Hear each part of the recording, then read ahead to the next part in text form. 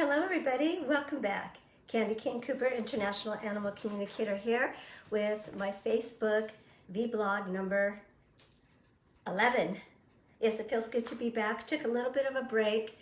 I was doing a lot of different interviews for my book and I didn't want to just overwhelm you with Candy's blah blah blah.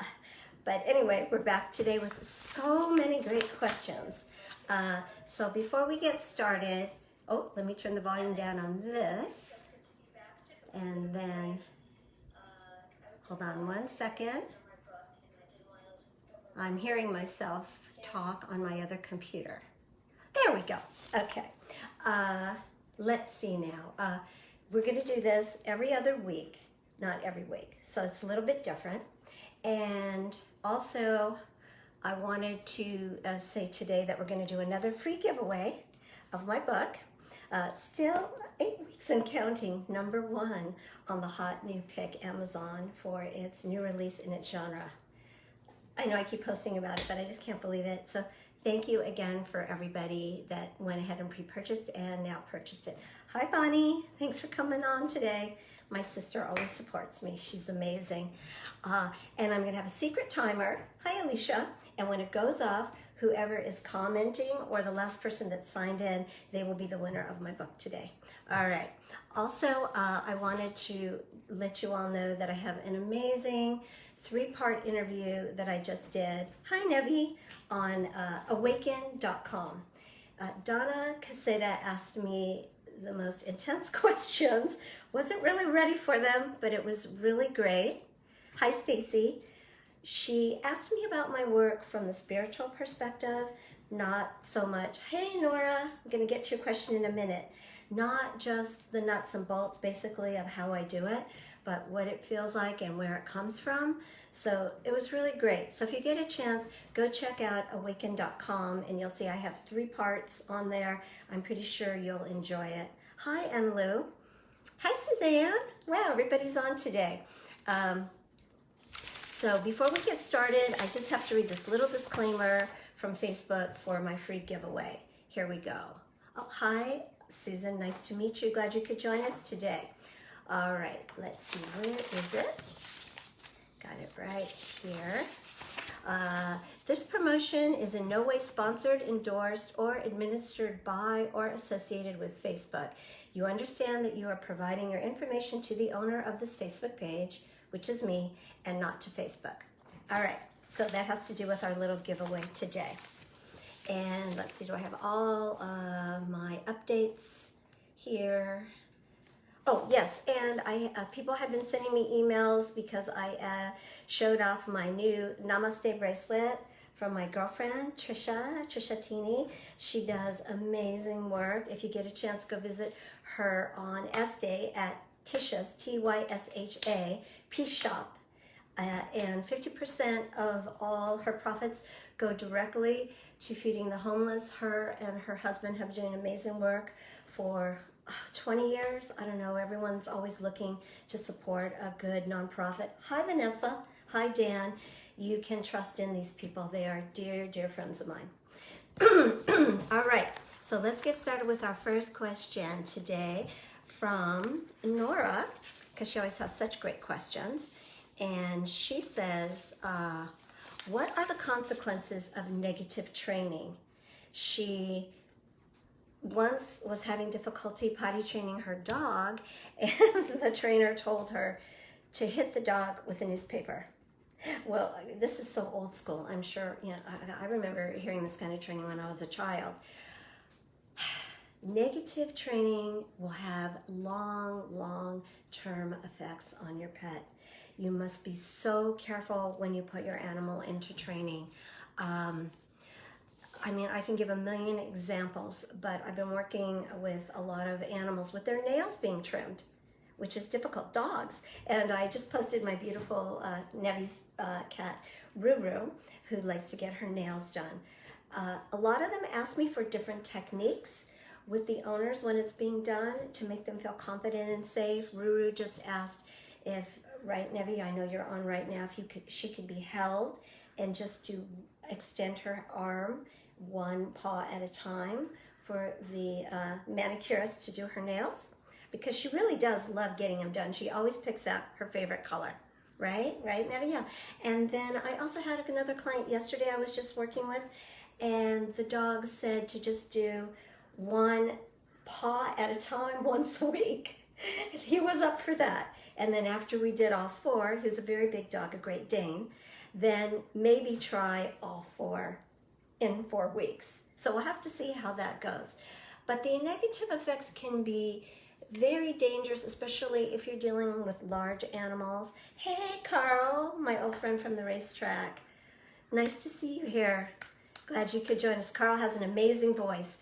Join him on his Facebook channel, and you'll hear him sing. He's amazing. Nice to have you here with us today. And my love to King, your beautiful horse. Love your horsey. So getting back to that, let's talk about loading your horse in the trailer. If it's not done properly at the very beginning, you're going to have a lifetime of trouble. And this can be extremely dangerous when you have to take your animal to the vet, in case of evacuation, right? Not just like you're going to go take a fun trip and go riding for the weekend, right? So you have to look at the big picture, which is something I always say, but it's very important the formative years. You see a lot of videos of me with my horse Jasmine, all kinds of crazy things I did with her when she was young, throwing the ball at her, hitting her in the head, in the face. Just thinking about things that we might come across on the trail or in real life, not wanting her to freak out, other than just the basic stuff that people would train their animals or desensitize them to. So when you're working with a young animal, be very cautious of who you let take control, not only of their body, but their mind. And my last advice on that subject, because we can go on and on and on about the do's and the don'ts and what happens, never leave your hands in someone else's care. Especially horses, we'll like drop the horse off for 3-4 months, or even dogs. My sister's online right now. She had a terrible experience. Spent thousands and thousands of dollars training her very expensive dogs. And when they came back to her, they were trained yet full of anger. And, hi, Steve. And they attacked her.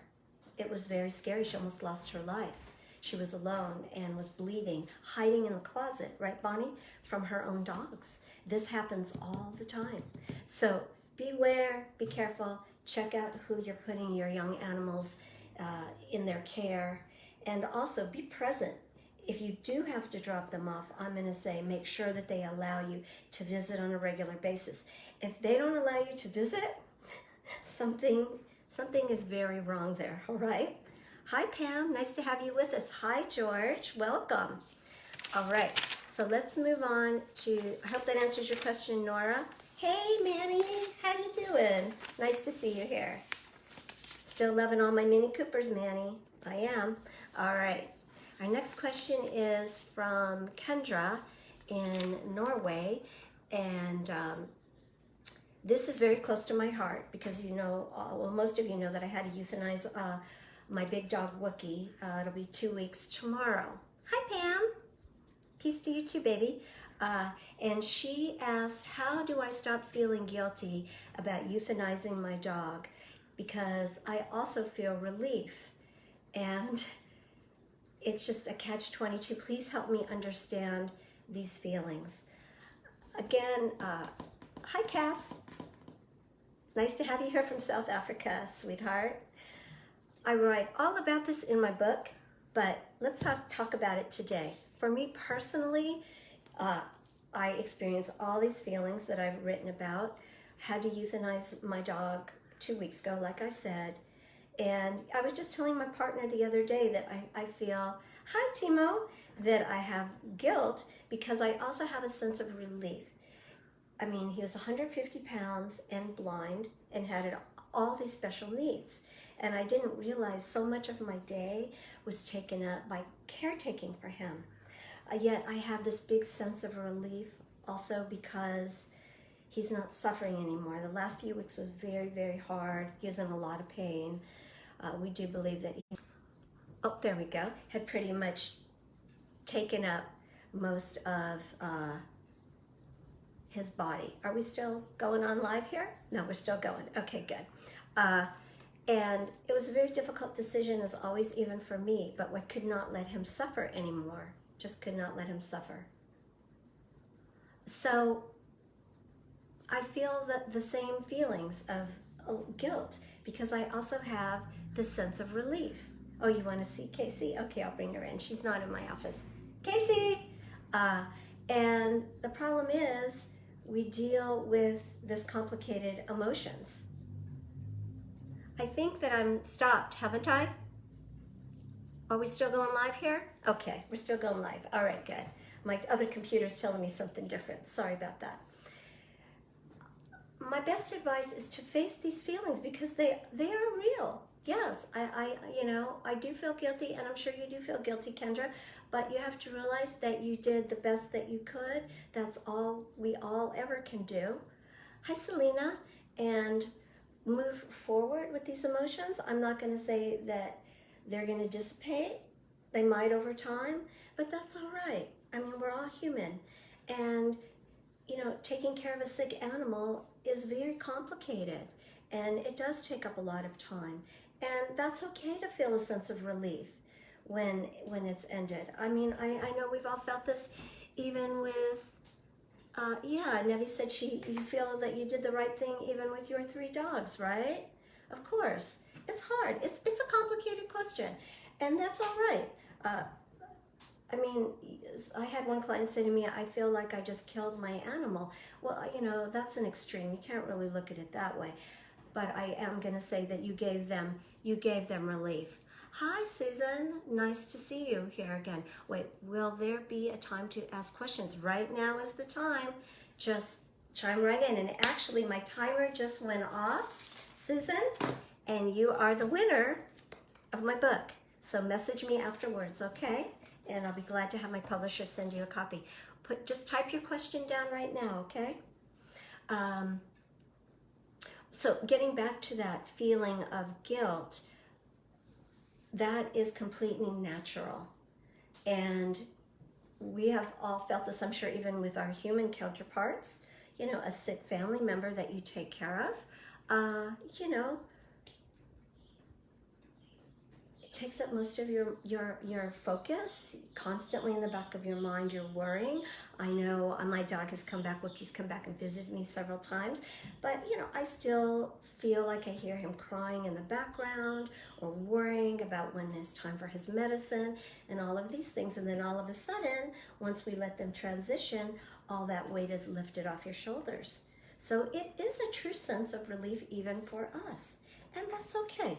So Kendra, for me to just say there's no need to feel guilty, those are just words. But honestly, in your heart, you did the right thing, and you just have to accept it, all right? So I hope that answers your question. Let's see, what is Bonnie saying? We feel guilty because we think we should have done more. Yes, I know. That is the million-dollar question. And you'll be able to read about Lana in my book. That was one of her big questions. And also my client with the bird, Riley, was her big question when we spoke with her animal on the other side.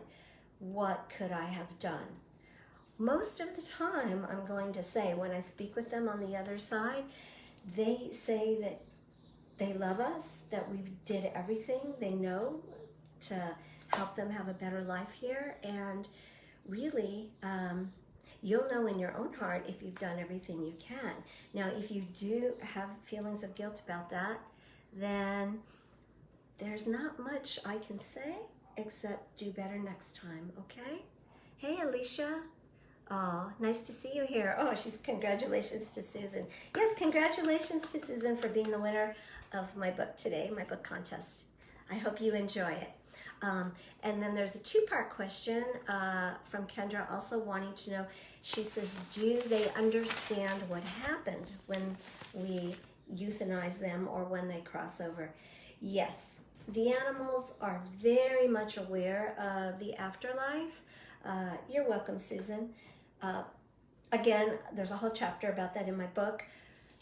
they are very much aware of the continuation of their energy on the other side. We, on the other hand, look at it as the end here, which is very false. It's not the end. We can learn this from the animals.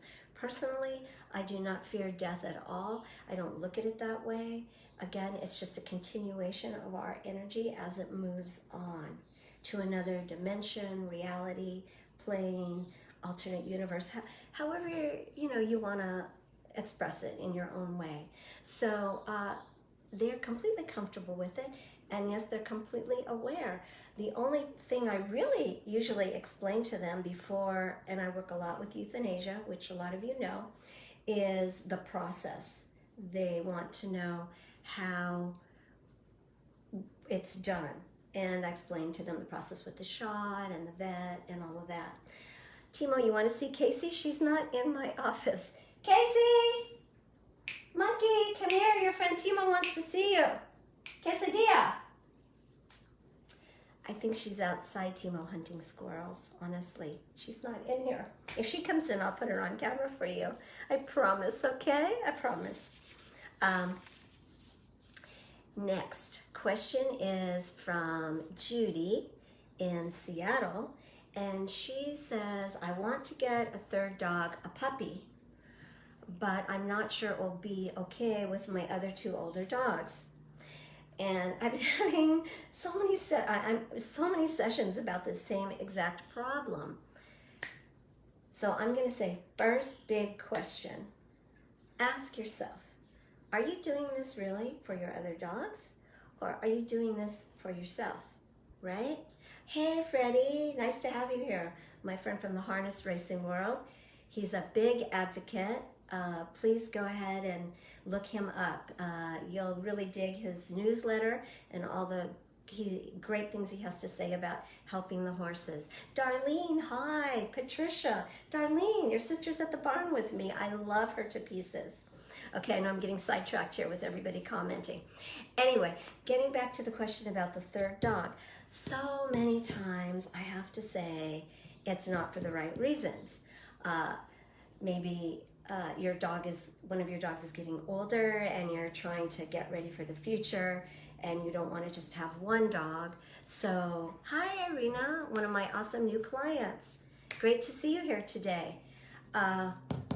Okay, and that's not the right reason. You're preparing for your other dog to pass away, you're being selfish, and so now you just want to have a backup, a puppy right away. Hi Liz, hi Joey. That's going to turn out to be a nightmare. I had a situation last month where a person did that, and of course both of the older dogs started attacking the puppy. They didn't want it in the house. They didn't want it, they didn't care about it, they hated it. And my option was to rehome the puppy, because we all know how much easier it is to get a home for a puppy than two older, larger dogs. And it was a very difficult decision, and I hate to say it, but this person went ahead and euthanized one of the older dogs. Can you believe that? And then is telling me what an animal person they are and a dog lover. You can believe that my lip was bleeding from me biting it so hard. Yeah, I had to tell her exactly what I thought, and it wasn't very nice. And she kept the puppy. And it still, I'm sure, is a nightmare with the other dog, because the other dog didn't want it either. They both said, get rid of it. What are you doing? You're supposed to love me. We're here. We're first. Hi, Sandra. So please, please, please, please consider this before you bring a third animal in. All right? Yes, definitely. All right, moving on to our next question. Let's see, where are we?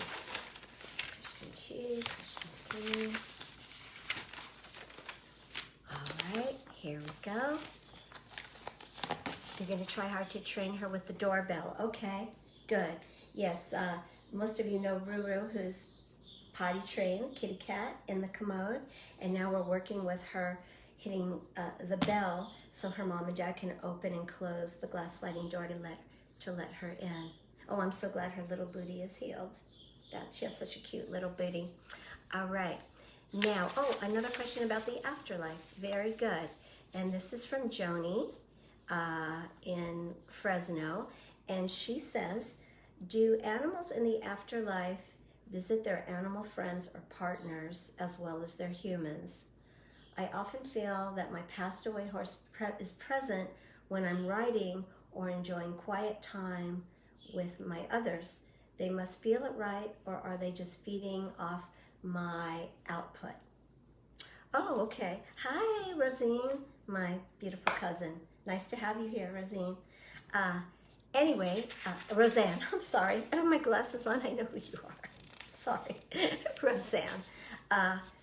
Well, I feel that the way that they're connecting with you here is you are thinking about them. So it's more like you're paging them because you're thinking about them in your mind and they can feel it. So I don't believe that you're imagining it or you're just feeding off your other animals. I really do believe that you're almost like sending out an SOS to your animal on the other side. Hey, I'm thinking about you. Can you come visit me? And I don't know how many of you have experienced this, but I'm sure a lot of you have. And it's common and it's beautiful when it happens. Hi, Josh. Nice to see you here. Oh, Jody. See, I don't have my glasses on. Hi, Jody.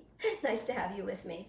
I do want to say that that heavy interview I did with Awaken last week, at the end of the interview, she asked me what final thing I would like to share with everyone about the animals. And I explained to her that you always have to look at the bigger picture when you're working with the animals. Hi, Danielle, my little sister-in-law. Thanks for joining us today. The bigger picture is the most important thing when we're coexisting with all the animals, because there's always so much more than meets the eye. And I'm going to give another little example from a session I had a few weeks ago with one of my longtime clients, Lisa. And her two cats were terrorizing the bunnies, the wild bunnies in their backyard. They live out here, and there's a lot of wildlife out in the hillside. And it was so fascinating when I spoke with the younger cat. The animals are always giving me perspective, and I'm really thinking that the next book I write is going to be all about lessons learned, just individual stories, and maybe lessons learned that we can bring over into our human daily routine, because they just have so much to teach us, which I know all of you are aware of because you're all animal lovers. Anyway, getting back to her two cats. So, and they were killing the birds, and it was very upsetting for my client. She'd go outside, open the back door, there'd be a dead bunny, a bird. I mean, she's rescuing all these other animals. We've all been there, right? I mean, feeling terrible about what her two little cats have done. And they're very sweet, but this is their animal instincts. And I told Ashley, I said, I'm just reading from our session, that it's not okay to kill other animals in our world. And well, for most of us, right? And that it was hurting Mommy. And Mommy loves all the animals and doesn't want to see any of them hurt. Yes, the squirrels too, right? And Ashley replied, this is what she said to me. She said, but it is okay in my world. Whoa. And I was like, yeah, right? It's okay in her world, in the animal kingdom, but it's not okay in my world. And I was a little bit stumped for a moment. I kind of really didn't know how to respond to little Ashley, because she had spoken the truth. This is just her natural instincts. You know, squirrel, squirrel, squirrel, you know, and you go after it, right? So what was I going to tell her? Well, I thought about it, and I told her that if she could just try to control it to help Mommy with her emotions, and even if she didn't feel like she was doing what she wanted to do in her world, could she compromise and do it for Mommy? And she agreed that she would try. And she also got her big brother in the act. But in the long run, it did pay off, because they did start to curb the activity. And I don't believe that Lisa has found any more injured animals at her doorstep in the morning. But again, the big picture. This is their world. And in Ashley's world, it was okay. So it's all about perspective, about the observer, even in our world and in the animal world. So please consider that when you're thinking about training. I'm bringing this up again because I think it comes back to Nora's first question, full circle, about training your animals and perspective on how you're going to do it and what you're going to do, right? Okay. So, continuing down that track, I was just going to say also that remember that the animals, they're under no obligation to conform to our world. It has to be voluntary. So when you're working with them, remember what Ashley said, but in my world. Okay? Great? All right. So do we have any other questions today? Susan, I know you said you wanted to put up a question, but I didn't see anything from you. If I missed it, let me know. Do you have anything else that you wanted to share with us? No? Okay. Very good. All right. So in wrapping up today's commentary, I hope you enjoyed it. I'll be on again every other week now, same time, 11 a.m. Pacific Daylight Time on Facebook, and then this will be reposted on my YouTube channel. Oh, okay. Nora says, oh, that's okay. Nora says, do I ever, deal with auras? I wish I did, Nora. I'm not capable of seeing auras. I have had my picture taken with Curlian photography, which was really cool, and I got to see my own aura, but I don't have that capability of seeing auras. Susan, do you want to post your question right now? Do you want to type it in? We'll give Susan a few minutes. Anyway, continuing, this will be on my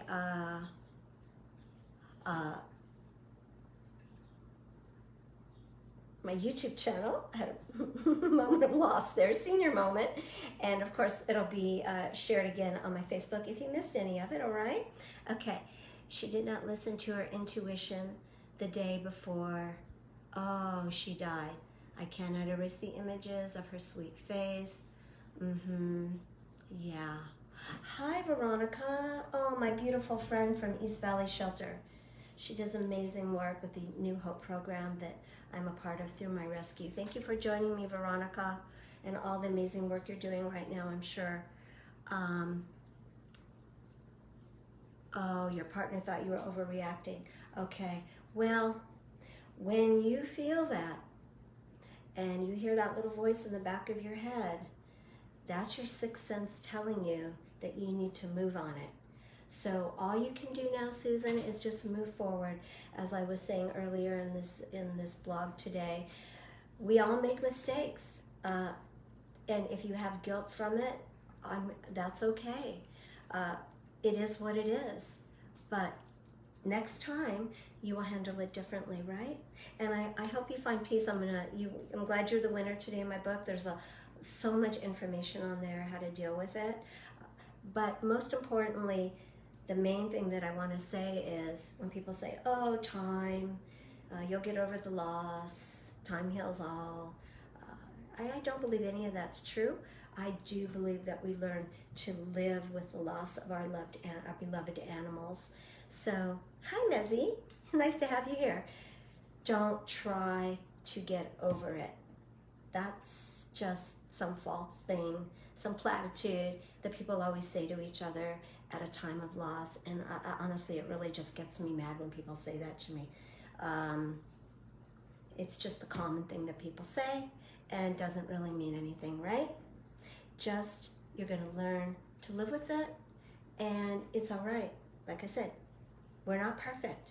We're not perfect. The animals aren't perfect. Next time you're in a situation like that, you're going to listen to your sixth sense, right, Susan? And not listen to your partner who says you're overreacting. Correct? Right. I understand. It's been hard hearing from anyone else. Get over it. Right. Exactly. Tell them to just get over it themselves and to keep their comments to themselves, because it really doesn't do anything. Right? All right. Very good. I'm glad you got something out of it today. You are welcome. You are welcome. Thank you again, everybody, for joining me today. I loved being back on with all of you. I missed you. If you get a chance, check out again my 3-part interview on awaken.com. It's all about the spiritual side of what I do. I think you'll enjoy it. And until then, in 2 weeks, remember to always speak to your animals with your mind and not your mouth. Peace and love to all of you. Bye-bye.